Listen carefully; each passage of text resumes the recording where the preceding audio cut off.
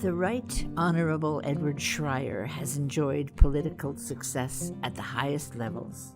He rose to be a member of Manitoba's legislature, a member of Parliament, the Premier of his province, and the Queen's representative in Canada, Governor-General. Ed Schreyer was born on the family farm near Beausejour during the dirty 30s, a time when deep and continuing poverty was inspiring both widespread anger and the concept of solidarity. Well, that is primarily because I grew up when the so-called Great Depression, it wasn't very great, but it was a big depression of the so-called dirty 30s, I was born right in the middle of that era, and by the time I was 5 years old, I was already steeped in by hearing the kitchen and barnyard conversation of my dad and older brothers, my dad and neighbors, about the Depression and about the economy and about farming and the incredibly difficult times of making a living by farming in those days. One thing led to another. People began then to be very supportive of cooperatives, producer cooperatives, consumer cooperatives. The government instrumentality or agency known as the Canadian Wheat Board was established then. These were all big things in my family. I was a 5-year-old, eventually a 10-year-old, and these continued to be household words and issues. And unquestionably, although no one suggested just there and then that because of the co-ops and because of the Wheat Board that we must necessarily go into politics, but one thing led to the other. And so I grew up in a household that believed that in order to cope with the great difficulties, problems, and misery of that era, that it was necessary to use, and I underline use, employ government as a useful instrument, as a tool to get certain things done.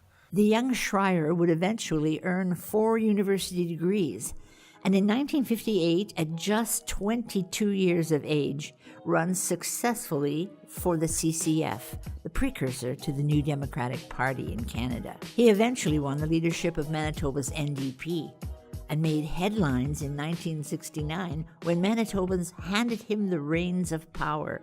It was widely viewed as a shocking socialist victory. I was surprised. I was among the most surprised of all. And yet I had harbored the sort of semi-expectation and hope that we would do well and that we would go from small third-party status, which is all we were then, go from the small third-party status to being the Queen's official opposition. That seemed attainable, maybe. But when we pole vaulted election day, pole vaulted through second place to be in first place, and not just by 1 or 2 seats, but by a grand total of 6 or 7. Well, I mean, we were all astonished, to put it bluntly. Manitoba's new premier was just 33, and as a Catholic of German-Ukrainian heritage, the first non-WASP provincial chief. From 1969 until 1977, Schreyer oversaw plenty of controversial programs. In that time, a collection of municipalities were formally amalgamated to form Unicity, present-day Winnipeg. In a dramatically unpopular move, his government established Autopac, a system of government-owned auto insurance, which, among other things, dramatically lowered the cost of driving a car. Canadians had already achieved medical care in April of 1967, when Schreyer was still an MP. But in 1970, Premier Schreyer had more health ambitions for Manitobans. I remember it vividly. I was a member of Parliament, April 1967, when Canada got health care. And it was something which the party that I was affiliated with had been fighting for, advocating for 20 years or more, as the CCF before, NDP and then the CCF before. But I remember, I mean, one of the first things I had to contend with when I was a 22, 23, 24, 25-year-old, etc.,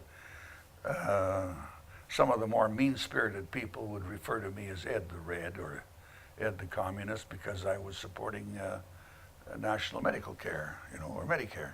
Yeah, it was pure and simple. If you, with some people at least, if you supported that, you were a bit of a commie. You see, today it's become so much part of the landscape of our country that people would look at you in complete puzzlement and astonishment if you suggested that healthcare was somehow a communist plot. Under Ed Schreyer, Manitoba also became the first province to offer home care to the elderly, allowing them to stay in their homes rather than be forced into medical institutions. Several provinces quickly followed the Manitoba example. Along with improvements to community health, Ed Schreyer influenced the culture of Manitoba by changing its language options. Bill 113, which was one single paragraph, allowed students to be educated in French as well as in English. After some resistance, this became so popular that English-speaking parents lobbied for instruction in French as well. French immersion classes have been a popular reality in Manitoba ever since.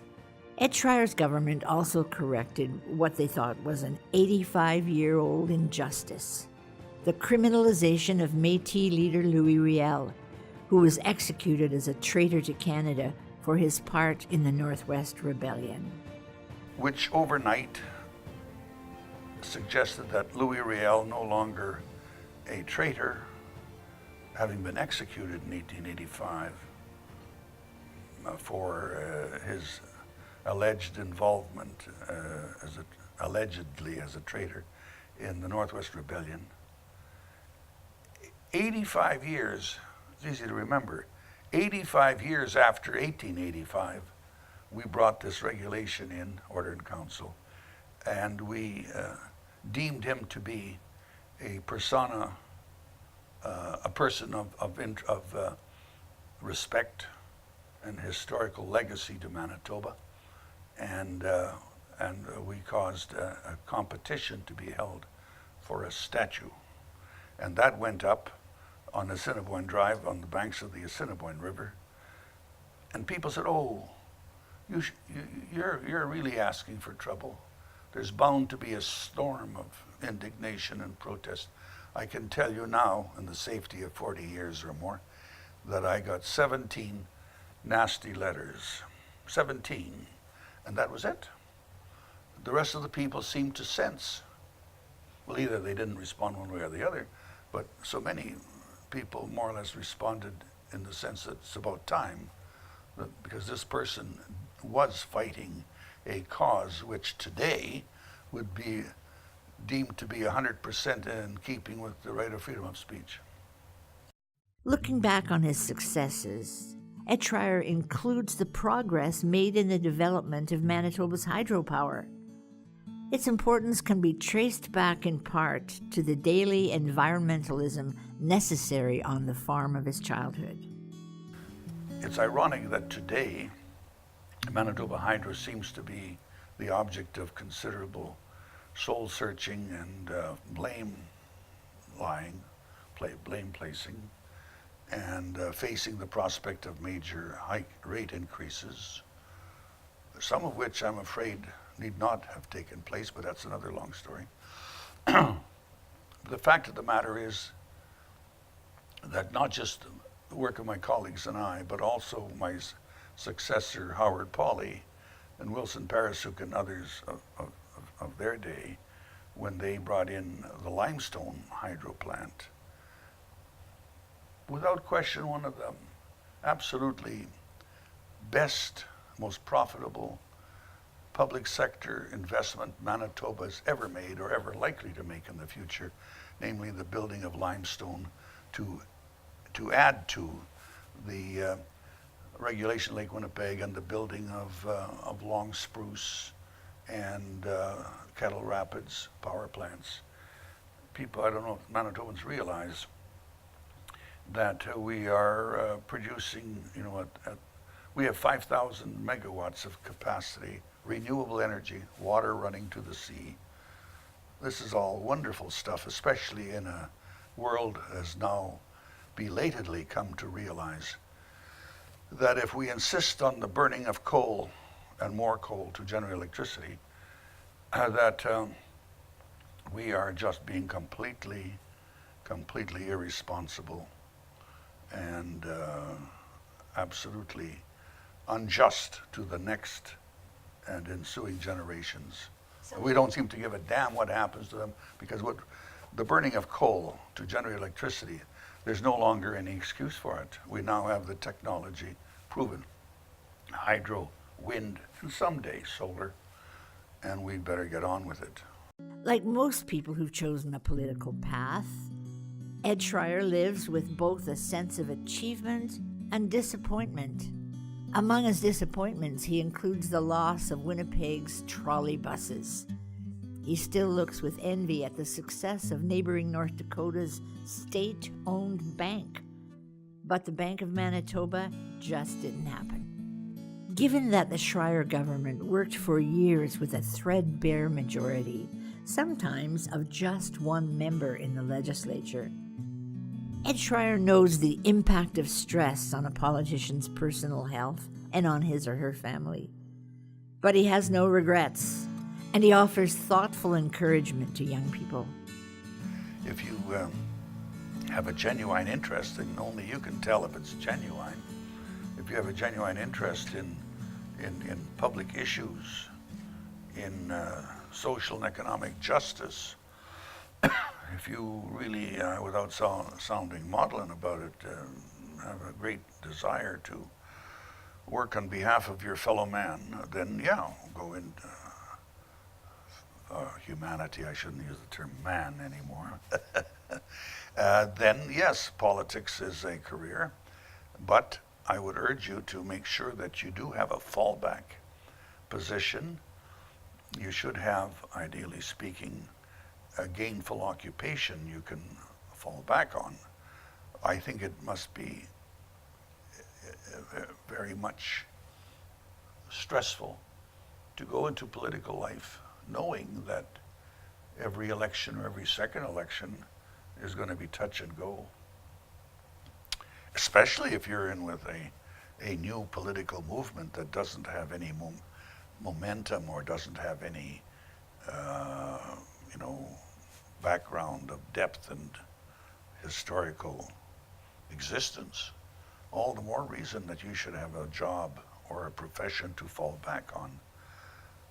That can be devastating, to lose an election and then you find that you don't have a steady income, and you can overcome that if you have a profession or a job experience. But if you have none of that, then you really are out on the limb. Schreyer's encouragement comes with a cautionary view of politics in the 21st century. The nature of politics appears to be undergoing a kind of humanitarian crisis. It seems, and I don't know whether it's the newer political generation, or whether it's just a temporary thing and it's going to come back, or whether it's the media spin, but something or some combination of all this has come about in such a way as to change the nature of politics. And by that I mean the politicians of today seem to want to walk away from issues of ideology. And sure, you can have a political scenario in which ideology is far too omnipresent and rigid. That's no good. On the other hand, you can have a political context in which there is virtually no ideology, and that certainly is no good. politicians walk away from the core issues of the day. They seem to want to skirmish only on issues of the moment. Could you give me an example? Yeah, I can. I think, for example, we have a terrible problem today, not just here, but everywhere in the world, with the growing inequality of the human condition, a growing inequality in annual salary, wages, and take-home pay. You've probably heard it said time and again that the top 1% of the population now control more wealth than 90% of the population put together. Such a situation, it was bad enough, but not nearly that bad 10, 20, 30, 40, 50 years ago. It was that bad 100 years ago, but then we made 50 years of progress in removing or reducing rather some of this inequality. And in fact, we had what I call convergence. The top was coming down, the bottom was coming up, convergence toward more equality. What's happened though since the late 80s, early 90s, is that the movement of convergence towards more equality has come to an end. And just like a ship making a big U-turn in the middle of the ocean, because as you can see, it takes a long time to make a U-turn with a big ocean liner. Same thing with the economy. In these past 25 years, we've stopped bringing more equality, and it's made a U-turn, now drifting off, growing inequality, not diminishing. The middle class and in wage earners are, relatively speaking, earning less, and the upper 1 percentile, certainly the upper 5 percentile, are making wealth and money beyond the wildest dreams, and nobody seems prepared to do a damn thing about it. And that's what really angers me, because I feel that just as it was possible in the end of the dirty 30s to start bringing an end to this growing inequality, World War II and after World War II, we were making great progress in the Western world toward more equality. Why we've lost that race now, you can expect setbacks from time to time. What you should not expect, and certainly not be prepared to accept, is a walking away, a playing dead, a refusal to get one's hands dirty with the fight, and it will be a fight, to put a stop to that and to work once again toward more equality in the human condition. That takes a certain commitment to political processes and to ideology, at least to some degree, and I don't see any evidence in any political party today that that is being done systematically, or at least not enough commitment. And Canada is one of the better countries, but it's far from adequate. And some countries in the world, the walking away from commitment to that ideal and that task and that challenge is just shocking. It's totally absent. I don't want to mention names, but it's just terrible. I find this not only absurd, I find it a gross insult to human dignity. In his time, Schreyer says, radical action was possible and more frequent. It appears to be more challenging now, but not impossible. And the young people of today have every right to be watching like hawks to see just what the hell is going on with respect to income distribution. Democracy without people playing a role is just academic. You know, you heard the old saying that eternal vigilance is the price of liberty. So is it the price of democracy. If you don't pay attention, they're going to pull a fast one. And one of the examples of that is 1% of the population control. I mean, how many times does that bear repeating? Frankly, if I were young today, I could hardly bear to watch this obscene trend play out, where more and more people are slipping in the amount of income they can bring home to their families, while a very tiny, tiny percentage are simply engaging in wealth accumulation beyond the wildest dreams and beyond the most obscene levels. After serving as Governor General to Her Majesty Queen Elizabeth II, the Right Honourable Ed Schreyer returned to Manitoba and made one more run for a seat in Canada's Parliament. The Selkirk-Interlake riding had changed. He lost, but he never regretted the campaign. I don't think that in any genuine democracy one should give up. And I believe that we have a genuine democracy.